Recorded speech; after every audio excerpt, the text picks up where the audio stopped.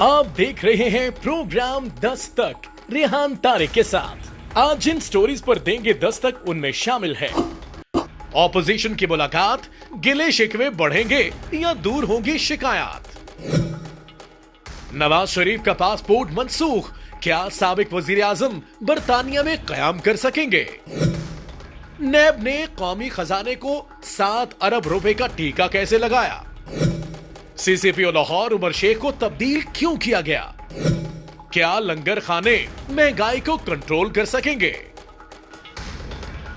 अस्सलाम वालेकुम, मैं हूं रेहान तारिक और आप देख रहे हैं दस्तक। पीडीएम का तकरीबन 5 घंटों तक जारी रहने वाला तवील तरीन इजलास रायगढ़ में इख्तिताम पजीर हो गया।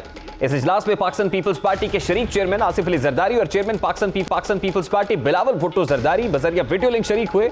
इजलास से पहले उम्मीद की जा रही थी कि पीडीएम की आदत 4 अहम सवालात का जवाब तलाश करने में कामयाब हो जाएगी। पहला सवाल, क्या पीडीएम असेंबलियों से इस्तीफे देगी? दूसरा सवाल, क्या पीडीएम क़यादत ज़िमनी इंतखाबात में हिस्सा लेगी? क्या सेनेट इलेक्शन के हवाले से कोई मुत्तफ़िका लाहेअमल तय कर लिया जाएगा? क्या पीडीएम का प्लेटफॉर्म लॉन्ग मार्च और एहतजाजी धरने की जानिब बढ़ेगा? ऐलानात भी होंगे, लेकिन आज के इजलास में सिर्फ 2 अहम फैसले किए जा सके हैं। पहला फैसला, पीडीएम ने बाई इलेक्शंस में कंटेस्ट करने का ऐलान कर दिया है। साथ ही कहा है कि पार्टी की आदत के पास इस्तीफे जमा हो गए हैं। ये इस्तीफे कब और कैसे देने हैं, इस हवाले से ताहाल कोई फैसला नहीं हो सका है। सेनेट इलेक्शन का फैसला भी मौखर कर दिया गया है, जबकि लॉन्ग मार्च और एहतजाजी धरने पर भी कोई इत्तफाक नहीं तय पाया है। इस हवाले से प्रेस टॉक के अंदर मौलाना फजलुर रहमान और मरियम बीबी क्या कह रही थी, उसकी एक झलक आपके सामने रखता है। हमने पिछले इजलासों में ये बात कही थी, 31 दिसंबर तक मेंबरान असेंबली अपने अपने इस्तीफे पार्टी लीडर तक पहुंचाएंगे। आज तमाम पार्टियों ने इस मीटिंग को रिपोर्ट दी, सबके इस्तीफे पार्टी क़यादत तक मुकम्मल तौर पर पहुंच चुके हैं। तो एक हदफ आज हासिल हो चुका है। हमने ये बात भी कही थी कि 31 जनवरी तक हुकूमत को होने की मोहलत है और ये आखिरी तारीख होगी।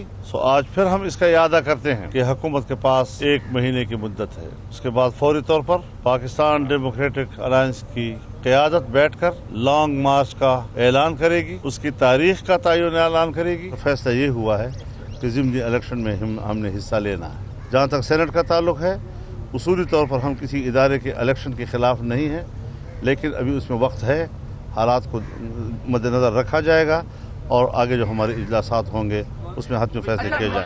अब मौलाना फजलुर रहमान तो दावा कर रहे हैं कि ऑपोजिशन जमातों में किसी भी किस्म का इख्तलाफ नहीं है, लेकिन पाकिस्तान पीपल्स पार्टी की बजरिया वीडियो लिंक शिरकत, फिजिकली वहां पर प्रेजेंट ना होना पीडीएम इत्तेहाद पर एक सवालिया निशान जरूर है। इसके अलावा मीडिया से गुफ्तगू के दौरान मरियम नवाज शरीफ ने भी सहाफियों के सवालात के जवाब नहीं दिए, बल्कि नून लीग से मुताल्लिका सवालात के जवाब भी मौलाना फजलुर रहमान ही देते रहे। मौलाना के लहजे की तलखी में पीडीएम के इख्तलाफात अयां दिखाई दे रहे थे। इसके अलावा पीडीएम की आदत ने हुकूमत मुखालिफ तहरीक का रुख नैब और इलेक्शन कमीशन की जानिब बढ़ाने का फैसला भी किया है। इस हवाले कहा जा रहा था, जरा उसकी एक झलक भी आपके सामने रखता है। 19 जनवरी इस्लामाबाद में इलेक्शन कमीशन के सामने भी मुजाहरा होगा और हम एक और शेड्यूल भी तय कर रहे हैं कि नेब के दफातर के सामने भी इस तरह के मुजाहरे किए जाए, क्योंकि नेब को हम एहतसाब का इदारा नहीं समझते। अब बज़ाहिर ऑपोजिशन जमातें किसी भी किस्म के नुक्ता नजर पर मुत्तफिक दिखाई नहीं दे रही हैं। इख्तलाफात है कि गहरे होते जा रहे हैं, दूरियों की खलीज है कि हर रोज बढ़ती चली जा रही है। इस वक्त ऑपोजिशन जमातों के लिए सबसे अहम हदफ अपनी सियासी जदोजहद को बरकरार रखना और इत्तेहाद को कायम रखते हुए मतलूबा नताइज हासिल करना है। पीडीएम इत्तेहाद के सरबराह मौलाना फजलुर रहमान ऑपोजिशन जमातों पर एतमाद करने को तैयार नहीं है। तमाम तर यकीन दहानियों के बावजूद तीनों बड़ी सियासी जमातों में एतमाद का फुकदान दिखाई दे रहा है। इसका एतराफ मुतादिद मौके पर खुद मौलाना फजलुर रहमान कर चुके हैं। गुज़श्ता साल भी वो मार्च लेकर आए थे, जब इस्लामाबाद पहुंचे तो पाकिस्तान पीपल्स पाकिस्तान मुस्लिम लीग नून की क़यादत से नाला दिखाई दिए। मौलाना फजलुर रहमान वक्तन फवक्तन किस बदएतमादी का इजहार करते रहे, उसकी एक झलक आपके सामने रखता है। बहरहाल तकलीफ देह बात तो है, गिला शिकवा तो बनता है। पीपल्स पार्टी और मुस्लिम लीग नून जिस तरह की वो बड़ी जमातें हैं, अपने उस हुजूम के साथ हमारा साथ देती तो यकीनन अब सूरत हाल मुख्तलिफ होती। ऑपोजिशन के लोगों को बता दें, मुस्लिम लीग के लोगों को बता दें कि अपने दौरे हुकूमत में मुल्क का खजाना आपने लूटा है, हम नहीं लूटा। पीपल्स पार्टी के साथ आपकी जंग महज दौलत लूटने की है। मौलाना साहब, हमने नवाज शरीफ साहब का साथ भी दिया था। आज चैलेंज करता हूं इस फ्लोर पर, ना नवाज शरीफ बताए अब मौलाना फजलुर रहमान के खदशात हुकूमत भी अच्छी तरह भाप रही है। शायद यही वजह है कि वो बिल्कुल पुरएतमाद दिखाई दे रही है। वजीर आजम और वफाकी वज़रा के लहजों में कोई लचक दिखाई नहीं देती है। इसका इजहार आज फिरदौस आशिक अवान के लहजे और बयान में भी दिखाई दिया है, जब वो रेस्क्यू 1112 की तकरीब में ऑपोजिशन को तनकीद का निशाना बनाना नहीं भूली है। एक तरफ ऑपोजिशन है, उसका प्रेशर आपने देखा है, दूसरी तरफ हुकूमत क्या कर रही है, जरा उसकी एक झलक भी मुलाहिजा कीजिए। मरियम नवाज चूंकि इस वक्त जख्मी है और उसको रेस्क्यू करने के लिए भी मैं तैयार।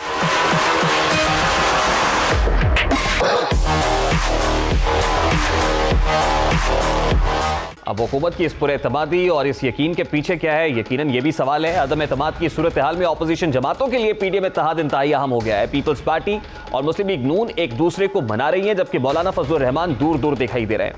क्या मौलाना फजलुर रहमान ऑपोजिशन का इत्तेहाद बरकरार रखने में कामयाब हो जाएंगे?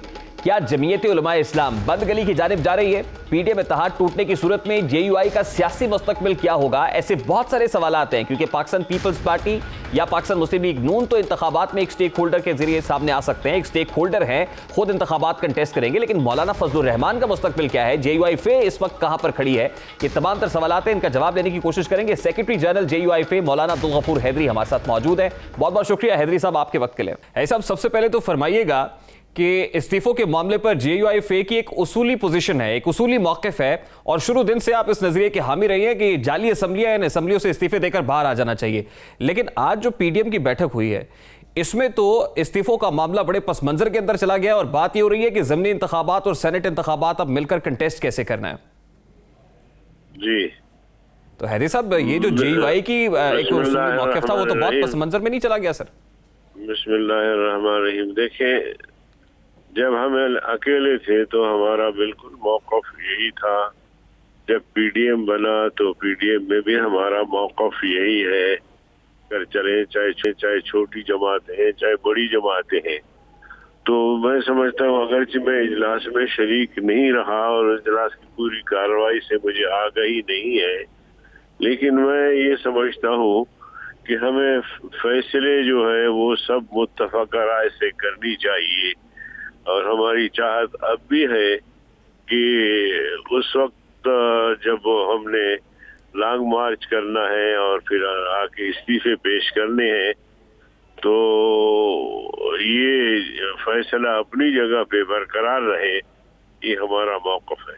लेकिन हैदरी साहब, लॉन्ग मार्च और फिर धरने वाला और स्ट्रीट पावर वाला जो मामला है, उसका तो बोरिया बिस्तर गोल होता हुआ दिखाई दे रहा है, क्योंकि मौलाना फजलुर रहमान पीडीएम के सरबराह हैं, उनकी सरबराही में फैसले होने चाहिए, यकीनन उनकी अपनी एक इंपॉर्टेंस है, लेकिन दिखाई ये दे रहा है कि पीडीएम की ड्राइविंग फोर्स इस वक्त पाकिस्तान पीपल्स पार्टी है। आसिफ अली जरदारी साहब, मौलाना फजलुर रहमान जो फैसले कर रहे हैं बारकैफ, वो पीडीएम की बाकी जमातों को फॉलो करने पड़ रहे हैं।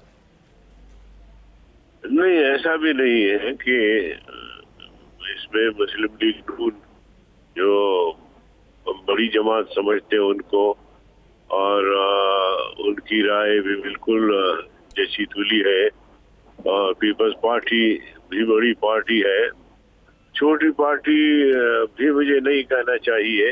हर पार्टी की अपनी अपनी जगह अहमियत है।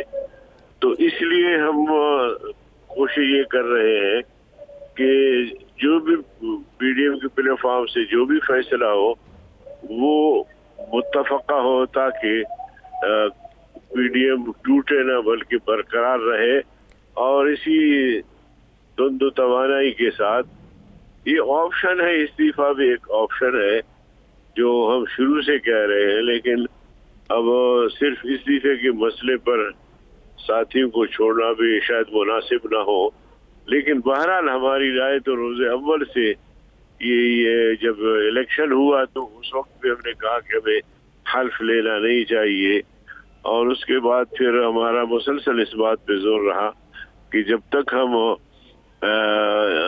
आखिरी कुल्हाड़े के तौर पर इस्तीफों को इस्तेमाल नहीं करेंगे, उस वक्त तक शायद इस हुकूमत का हम कुछ न बिगाड़ सके। बिल्कुल, ये तो आपका बड़ा उसूली मौक़िफ़ है। हैदरी साहब, मुझे याद है जब पीडीएम का आगाज हुआ था तो उस वक्त बयानात के अंदर भी शिद्दत थी, जारे मिजाजी भी थी, हिद्दत भी बयानात के अंदर दिखाई देती थी, लेकिन अभी पाकिस्तान मुस्लिम लीग नून को सुन लें या जेयूआई फे को सुन लें तो एक कॉम्प्रोमाइजिंग सी पोजीशन दिखाई देती है। लगता है कि अब पीडीएम की ये दो बड़ी जमातें समझौते की पोजीशन में आ गई है और पाकिस्तान पीपल्स पार्टी जो है ड्राइविंग सीट के ऊपर मौजूद है।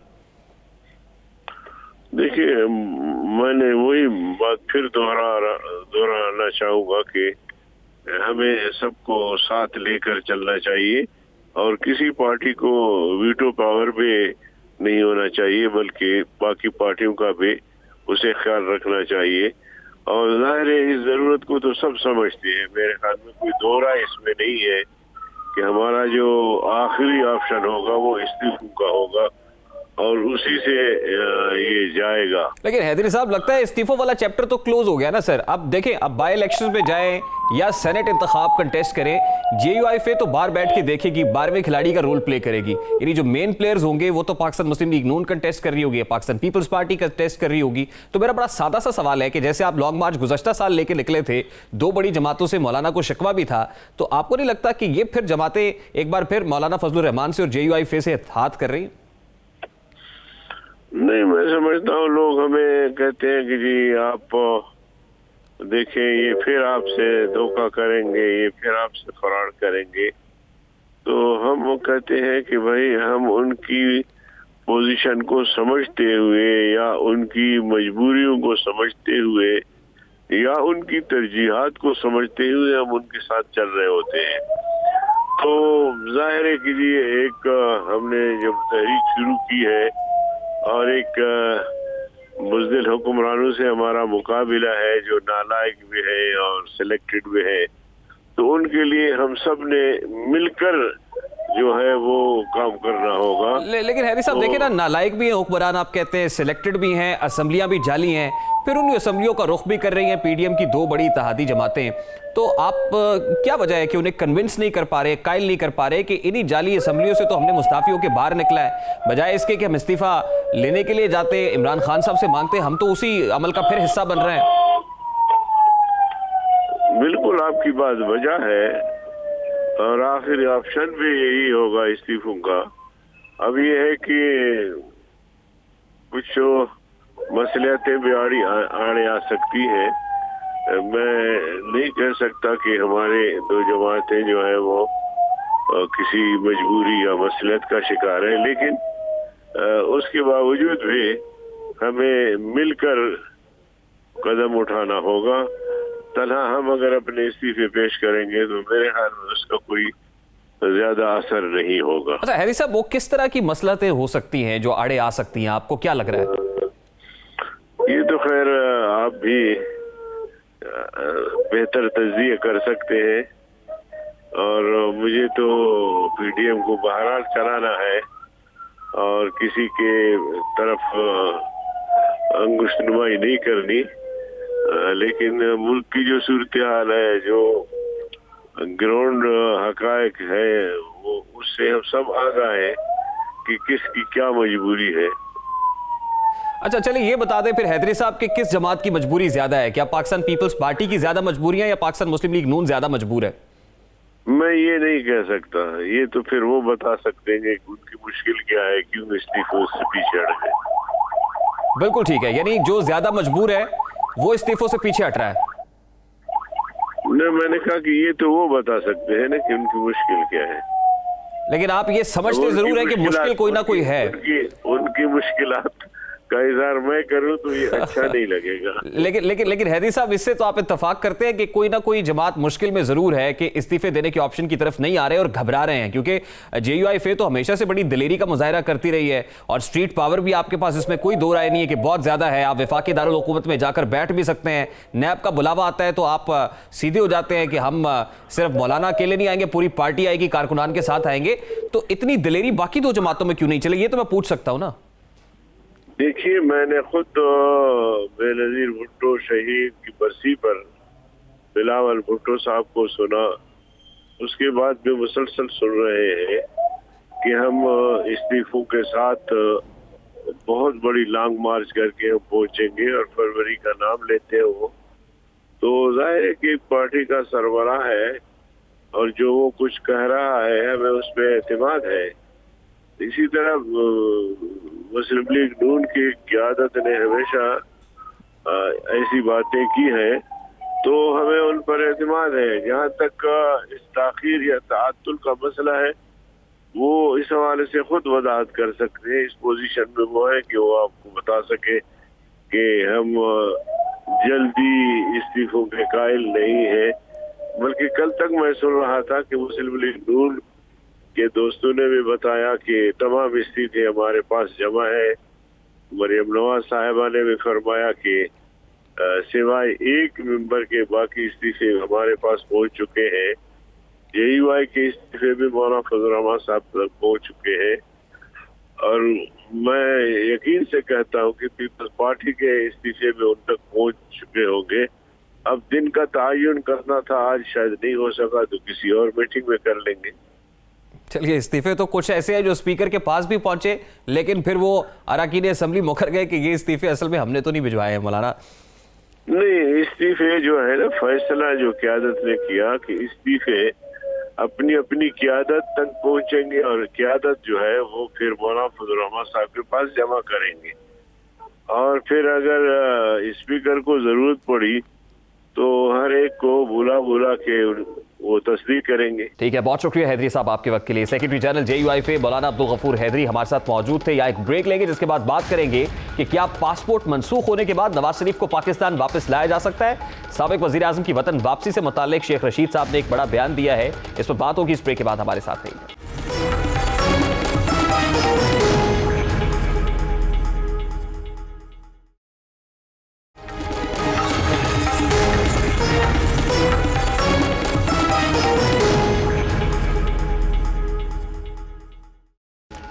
पाकिस्तान तहरीक-ए-इंसाफ के इक़्तिदार के गुज़श्ता 2.5 साल ऑपोजिशन को टफ टाइम देने और एहतसाब के बयानिए को फ़रोग़ देने में गुजरे। वज़ीर आज़म पाकिस्तान इमरान खान ने इक़्तिदार संभालते ही कायद मुस्लिम लीग नून नवाज शरीफ को टफ टाइम देने का ऐलान किया। उन्हें जेल में मिलने वाली सहूलियात ख़त्म करने का अहद भी किया।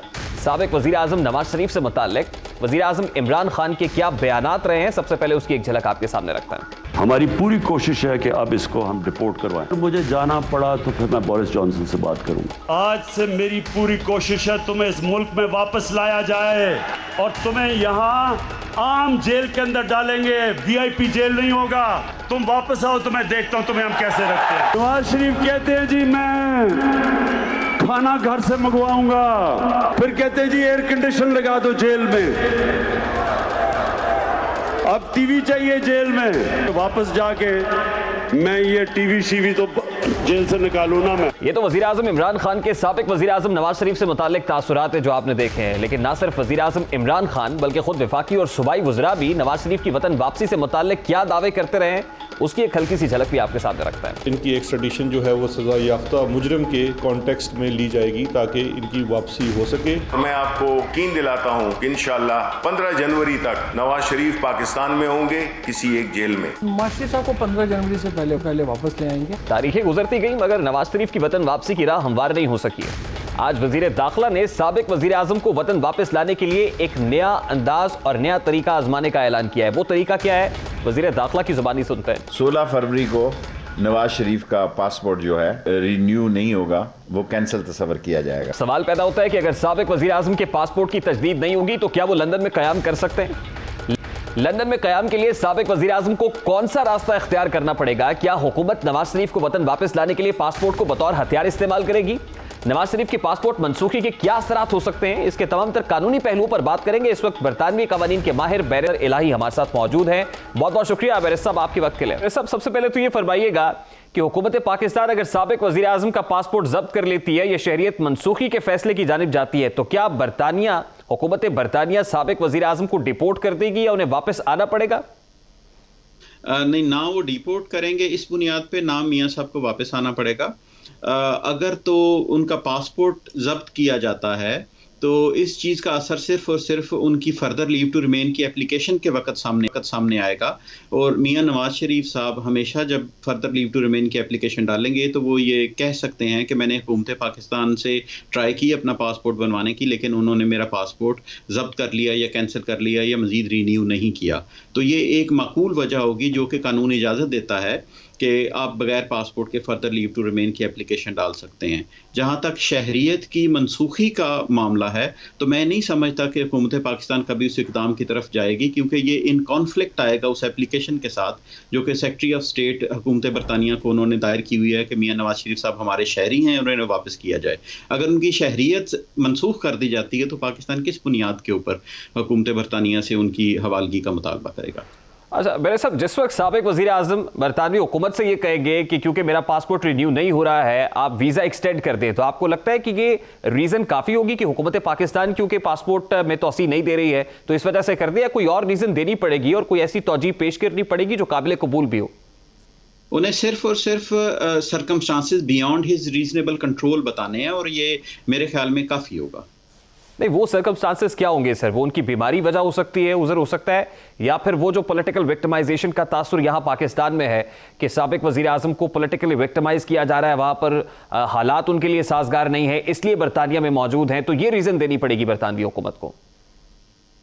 पासपोर्ट ना पेश करने की तोजी की के बारे में उन्हें सिर्फ इतना बताना काफ़ी है कि मैंने हुकूमत पाकिस्तान से रब्ता किया है और पासपोर्ट रिन्यू करवाने की कोशिश की है लेकिन मेरा पासपोर्ट रिन्यू नहीं हुआ। जहाँ तक फर्दर लीव टू रिमेन के मेरिट्स के बारे में है तो उन्हें यकीनन अपनी मेडिकल ग्राउंड्स जो हैं कानून के थ्रेशोल्ड के मुताबिक पेश करनी मैं आपसे इसलिए पूछ रहा हूँ ना बैरिस्टर साहब, क्योंकि बाज़-पुरस तो होगी, उनसे पूछा तो जाएगा कि आपने हुकूमत पाकिस्तान से रिक्वेस्ट की, वो रिक्वेस्ट एक्सेप्ट क्यों नहीं की गई, उन्होंने मंजूर क्यों नहीं की और क्यों मुस्तरद कर दिया गया है, ये तो पूछेगी ना बरतानवी हुकूमत। जो लेटर हुकूमत पाकिस्तान उनको देगी कि हम क्यों पास यूं नहीं कर रहे, वो एज इट इज़ वहाँ पे पेश कर दें हुकूमत बरतानिया को, और ये एक एविडेंस ऑफ परसिक्यूशन होगी और ये वैसे भी सियासी पनाह के लिए भी काफ़ी एविडेंस होगी। नहीं तो फिर बैरिस्टर साहब ये समझा जाए कि दूसरे अल्फाज में साबिक वज़ीर आज़म बरतानिया में सियासी पनाह मांग रहे होंगे, असाइलम सीख कर रहे होंगे?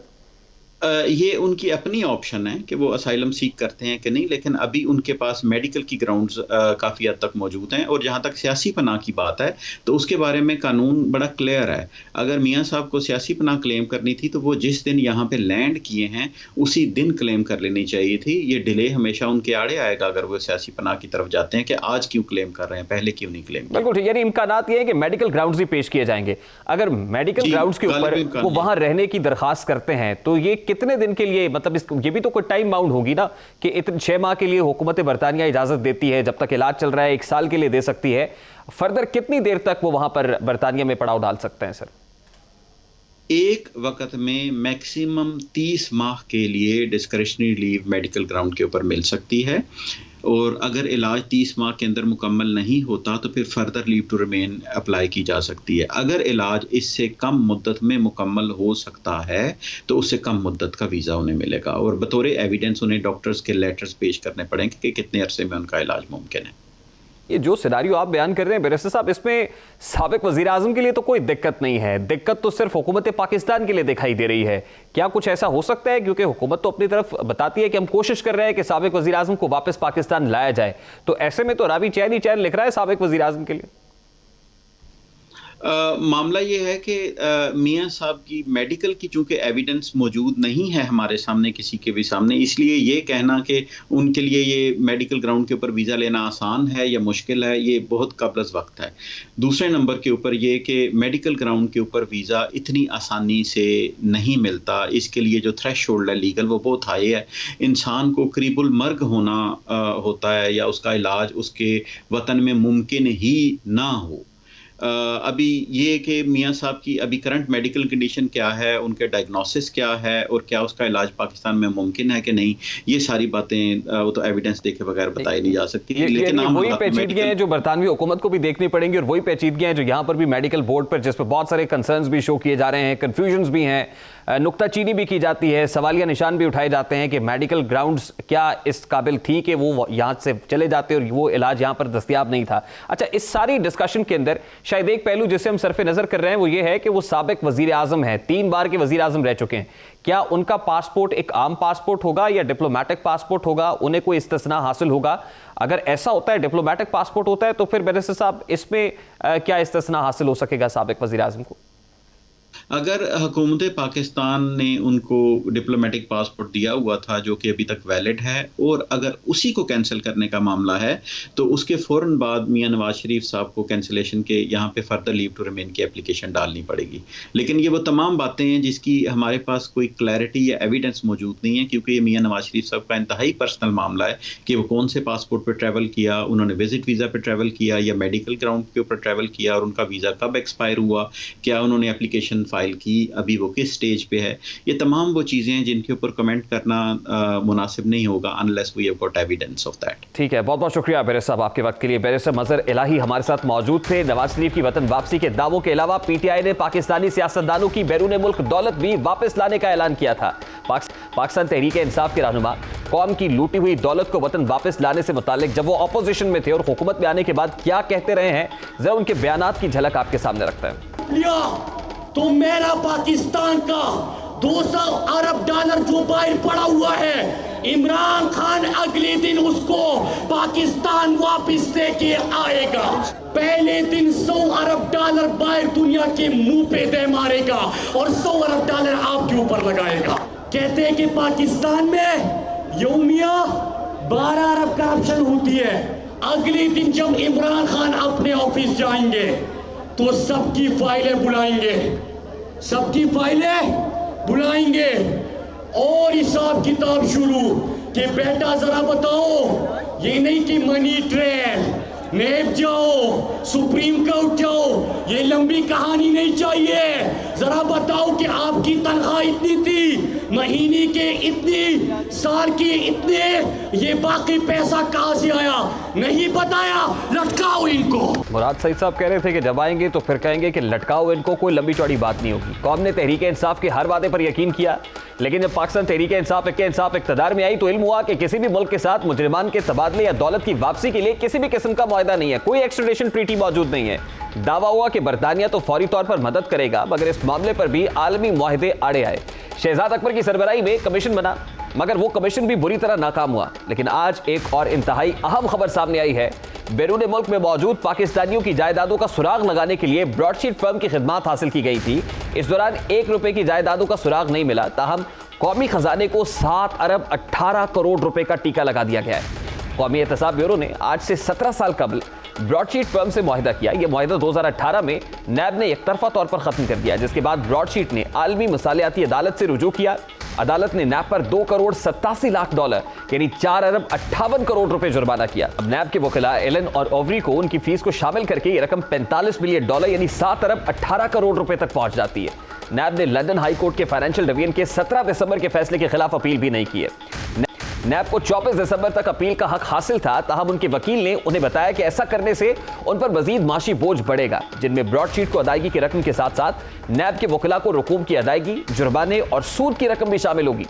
कौमी एहतसाब ब्यूरो ने जून 2020 के आखिर में 2 करोड़ 60 लाख डॉलर सफारत खाने को भिजवा भी दिए थे, लेकिन सफारती अमला इस पर इस्तिस्ना लेने के लिए कोशाएं। ब्रॉडशीट को रकम की अदायगी एक कानूनी मामला है और अदालती हुक्म को ना मानने के मजीद संगीन नताइज भुगतना पड़ सकते हैं।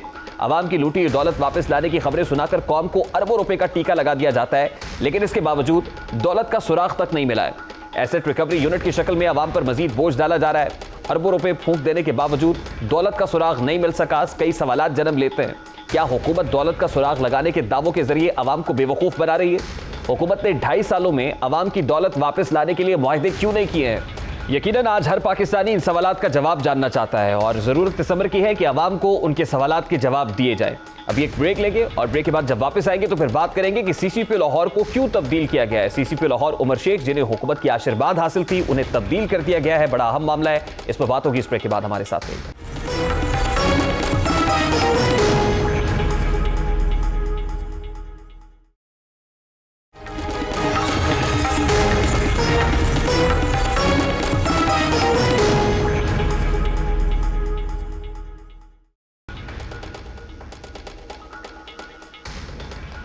CCP लाहौर उमर शेख 1 जनवरी 2021 को लाहौर पुलिस को न्यूयॉर्क पुलिस बनाना चाहते थे। वो लाहौर पुलिस में कोर्ट मार्शल और कानून उम्र मुतारिफ कराने के दावेदार थे। CCPO लाहौर पुलिस को न्यूयॉर्क पुलिस के हम पल्ला तो नहीं बना सके, लेकिन आज वजीर आला पंजाब सरदार उस्मान बुज़दार ने उन्हें ओहदे से हटा दिया है। गुलाम महमूद डोगर नए सीसीपी लाहौर तैनात कर दिए गए हैं। उमर शेख को डेप्यूटी कमांडेंट पंजाब कांस्टेबलरी तैनात कर दिया गया है। उमर शेख अपनी तैनाती से लेकर आखिरी दिन तक मुसलसल तनाजात की जद में रहे हैं। उमर शेख का नाम इस वक्त सबसे ज्यादा मौजूए बहस बना जब उन्होंने मोटरवे ज्यादती केस की मुतासरा खातून के हवाले से एक मुतनाज़ बयान दिया। उमर शेख इस मामले में सेनेट और कौमी असम्बली की कायमा कमेटियों में भी पेश हुए थे। बाद उन्हें अवाम से माफी भी मांगना पड़ी थी। किस तरह की मुतनाज़ सीसीपी लाहौर उमर शेख की जानिब से दिए जाते रहे साबिका सीसीपीओ की तरफ से, जरा उसकी एक झलक आपके सामने रखता है। मुझे ये बताना है कि सोसाइटी हमारी इस तरह की है, बहनों वालों बेटियों वालों आइंदा ख्याल रखो। तो मैं तहे दिल से अपनी बहन से जिसके साथ ज्यादती हुई है माजूद करता हूँ।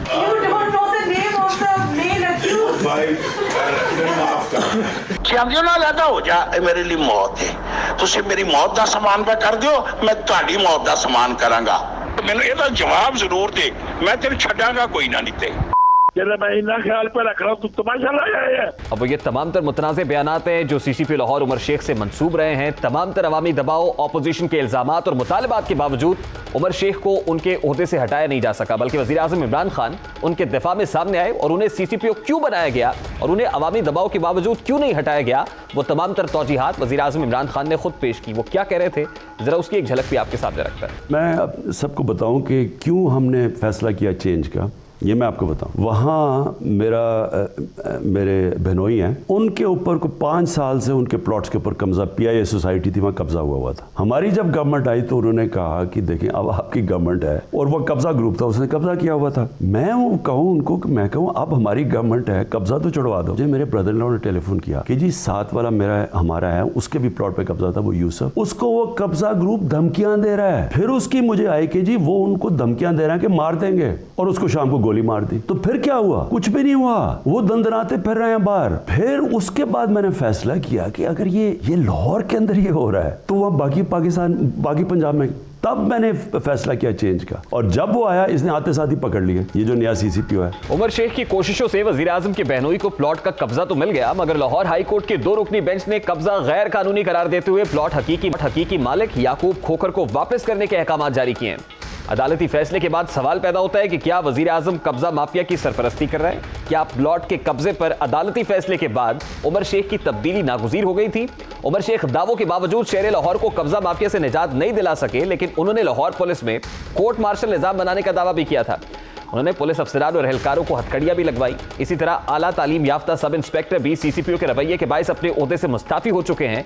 इन तमाम मामलात के बावजूद उमर शेख अपनी कारकर्दगी पर मुतमईन नजर आए।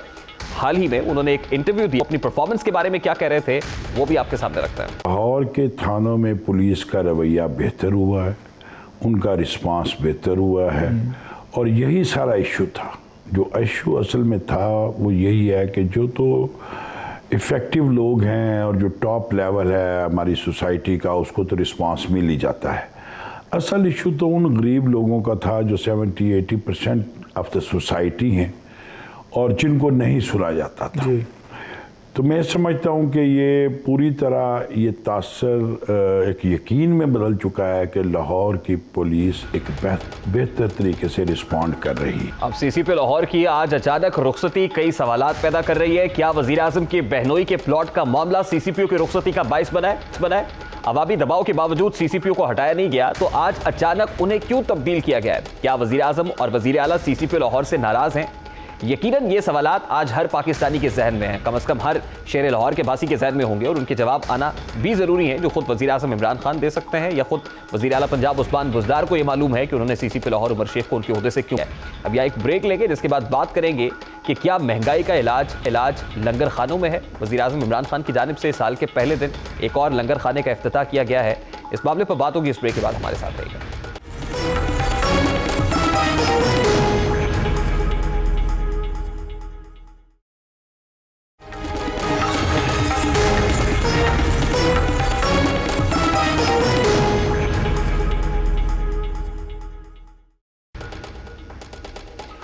वज़ीर आज़म इमरान खान ने साल नौ का आगाज आम आदमी के साथ दिन गुजार कर किया है।